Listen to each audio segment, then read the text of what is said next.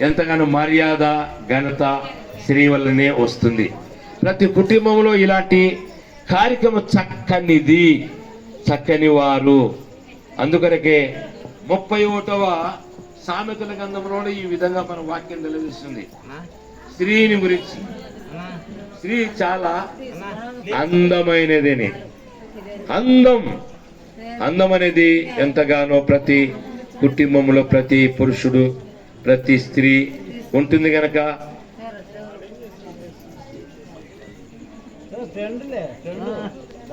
Right, very good.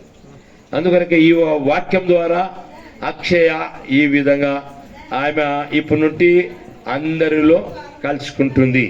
అదేవిధంగా ప్రతి కుటుంబంలో ప్రతి స్త్రీకి రహస్యంగా దేవుడు గర్భఫలము ఇస్తున్నాడు. స్త్రీకి తెలియదు, పురుషునికి తెలియదు. సృష్టికర్త అయిన దేవుడే మనందరినీ రహస్యంగా పుట్టించాడు. ఒకడు పాలు పోసి పేర పెట్టినట్టుగా తల్లి గర్భంలో మనందరినీ సృష్టి ప్రారంభం చేశాడు.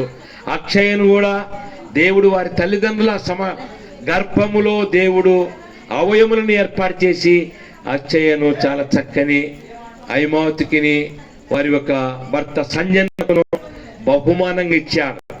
ప్రతి కుటుంబంలో బహుమానం, కుమారులు కుమార్తెలు దేవుడు అనుగ్రహించు స్వాస్థము గర్భఫలం అనిచ్చు బహుమానం. ఆ బహుమానం ద్వారానే ఈ సంతోషం, ఈ ఆనందాలు. వెంట్రుకల కార్యక్రమం ఒకటి, నామకరణం ఒకటి, వివాహ దినం ఒకటి. చిన్నపిల్లలు కుటుంబంలో ఉంటే ఏమ్మా ఇవాళ సంబరాలే కదా. ఎందుకంటే దేవుడిచ్చు ఇది యెహోవా